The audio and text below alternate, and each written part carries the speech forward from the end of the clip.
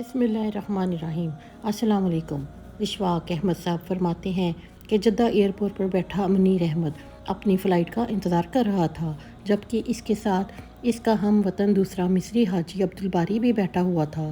دونوں حج کے مناسک ادا کرنے کے بعد وطن واپس جانے کے لیے حاجیوں میں شامل تھے۔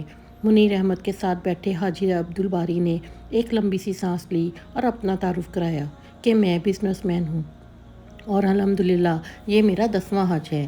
اللہ پاک کا میرے اوپر بڑا فضل ہے اور میں سمجھتا ہوں کہ ہر حج کے بعد مجھے رب کے زیادہ قریب ہونے کا موقع مل جاتا ہے۔ اس کے بعد اس نے سوالیہ نظروں سے منیر احمد کی طرف دیکھا، گویا جواباً اس کے تعارف کا منتظر ہو۔ منیر احمد مسکرا دیا اور بولا، بھائی حج کا قصہ کچھ زیادہ ہی طویل ہے، میں آپ کا سر نہیں کھانا چاہتا۔ تو حاجی عبدالباری نے کہا، کوئی بات نہیں، ہم یہاں انتظار کے سوا کچھ کر بھی نہیں سکتے، آپ اپنی بات سنائیے۔ منیر احمد خیالوں میں کھو گیا تو گویا فیصلہ نہ کر پا رہا تھا کہ اپنی کہانی کو کہاں سے شروع کروں۔ پھر اس نے اپنی کہانی کو یہاں سے شروع کیا کہ میں ایک پرائیویٹ ہسپتال میں فزیوتھراپسٹ تھا۔ میں نے 30 سال اپنی تنخواہ میں سے تھوڑی تھوڑی رقم کٹوا کر حج کی تیاری کی کہ اس سال حج کے اخراجات پورے ہو گئے تھے، جن کو میں ہسپتال کے فائنانس ڈپارٹمنٹ سے لے کر نکلا تھا۔ ایک خاتون کو دیکھا جس کا بیٹا ایکسیڈنٹ میں تقریباً معذور ہو گیا تھا، مگر پچھلے 6 مہینوں میں اس پر اتنی محنت، پیار اور شفقت کی وجہ سے وہ 50% ٹھیک ہو گیا تھا، جبکہ امید تھی کہ مزید 6 مہینے کے بعد وہ مکمل صحت یاب ہو جائے گا۔ اس خاتون نے مجھے سلام کیا اور بجھے لہجے میں بتایا کہ وہ لوگ ہسپتال چھوڑ کر جا رہے ہیں، شاید آپ سے پھر ہماری ملاقات نہ ہو، لہٰذا میں آپ کو ہی ڈھونڈ رہی تھی۔ میں حیران ہوا، مجھے لگا جیسے وہ میرے علاج سے مطمئن نہ ہو۔ میں نے پوچھا، کیا آپ میرے طریقۂ علاج سے مطمئن نہیں ہیں؟ خاتون نے روتے ہوئے جواب دیا، نہیں ڈاکٹر صاحب، ایسی بات نہیں، آپ تو بچے کے ڈاکٹر کی بجائے باپ بن کر اس کو سنبھال رہے ہیں۔ میرا تو رواں رواں آپ کو دعائیں دیتا ہے۔ آپ نے تو میرے بچے میں نہ صرف جینے کی تمنا جگا دی ہے، بلکہ اپنی ڈیوٹی سے ہٹ کر اس کو وزٹ دیتے ہیں اور تحفے تحائف بھی دیتے ہیں، جس کے لیے ہم میاں بیوی آپ کے بہت زیادہ شکر گزار ہیں۔ میں نے حیرانگی سے پوچھا، تو پھر آپ ہسپتال کیوں چھوڑ کر جا رہی ہیں؟ مگر میری بات کا جواب دیے بغیر وہ اپنے بیٹے کے کمرے کی طرف چل دی۔ میں سیدھا ایڈمن آفس کی طرف گیا اور بچے کے کمرہ نمبر بتا کر پوچھا کہ یہ لوگ ہسپتال کیوں چھوڑ رہے ہیں۔ وہ چھوڑ کر نہیں جانا چاہ رہے، بلکہ ان کو کمرہ خالی کرانے کا نوٹس دیا گیا ہے۔ لڑکے کے والد کو جاب سے فارغ کر دیا گیا ہے، جس کی وجہ سے وہ لوگ ہسپتال کے چارجز دینے کے قابل نہیں، لہٰذا ان کو کمرہ خالی کر دینے کا کہہ دیا گیا ہے، وہاں کے مینیجر نے مجھے بتایا۔ یہ بات سن کر میں مینیجر کے آفس میں گیا، ان سے درخواست کی کہ بچے کا علاج جاری رکھنے کی اجازت دے دی جائے، مگر میری بات ابھی پوری نہیں ہوئی تھی کہ مینیجر نے نہایت ڈٹائی سے جواب دیا کہ منیر صاحب، یہ پرائیویٹ اسپتال ہے، یہاں وہی علاج کرا سکتا ہے جو اخراجات کی سکت رکھتا ہو۔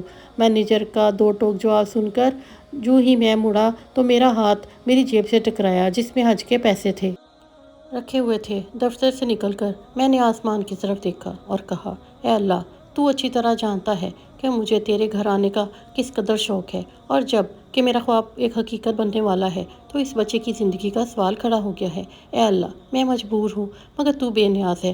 میں حج پر نہیں آ سکا، تب بھی مجھے اپنے فضل سے محروم مت کرنا۔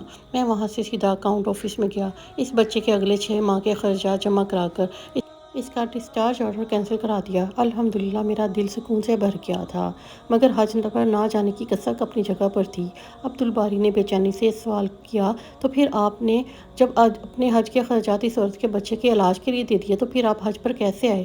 تو منیر احمد نے کہا، جب میں گھر آ کر لیٹا تو حج کے مناسب کا ایک ایک منظر میری نظروں میں گھوم رہا تھا۔ میں نے کئی بار بیت اللہ کا خیالی طواف کیا تھا، کئی بار لبیک اللہم لبیک کہا تھا، مجمع کے ساتھ اپنی آواز ملا کر ان کا حصہ بن گیا تھا۔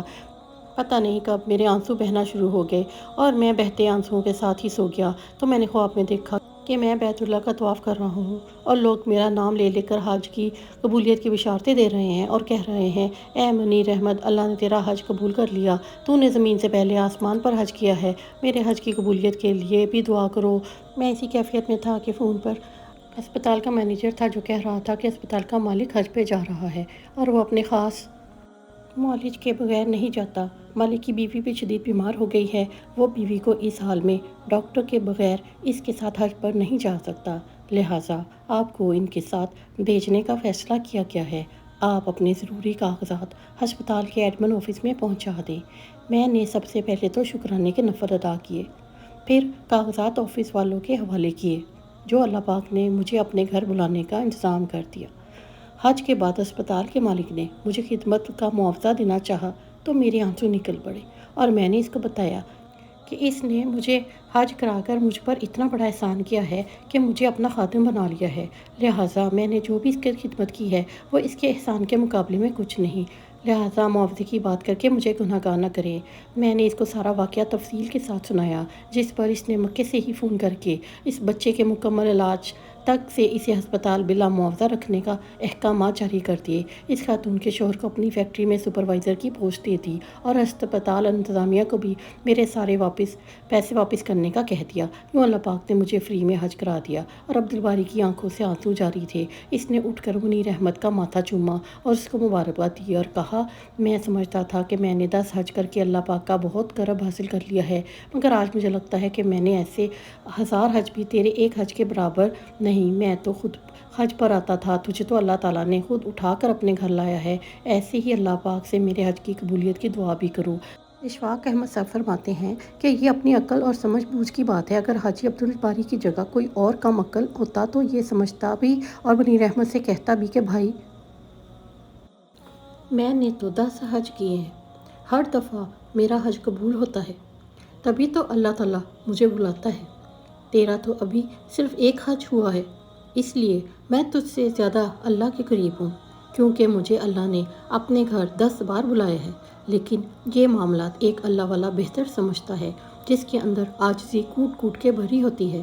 کبھی بھی اپنی تعداد پہ مت جاؤ، کیا پتہ ایک بندے نے 50 حج کیے ہوں اور اس کی نسبت ایک بندے نے صرف خالی عمرہ ہی کیا ہو تو وہ اس کے 50 حج پہ بھاری ہو جائے۔ یہ اللہ تعالیٰ کے انسانوں پر احسان ہے، جب کہ کچھ نہ بھی ہو تو ان کو اپنی محنت اور اپنے رویوں کا صلہ وسیلے سے مل جاتا ہے۔ جس پر اللہ تعالیٰ کی رحمت ہوتی ہے وہ بنا خدا کا گھر دیکھے بھی اللہ کا قرب حاصل کر سکتا ہے۔ یہ جملہ انتہائی حسین ہے کہ اللہ تمہارے حج پہ برکت اور خیر دے۔ اللہ پاک سے دعا ہے کہ وہ ہم سب کو خدمت خلق کی توفیق عطا فرمائے اور ہمیں اپنے پسندیدہ بندوں میں شامل کر لے، اور ہم میں ذرا بھی غرور تکبر کا سریا ہماری گردنوں میں نہ ڈالے۔ ہم ہمیشہ عاجزی انکساری میں رہیں تاکہ دنیا اور آخرت میں کامیابی ہو۔ اللہ ہم سب کی مغفرت فرمائے، آمین۔ کمنٹ باکس میں حضور پاک پر ضرور بھیجیے۔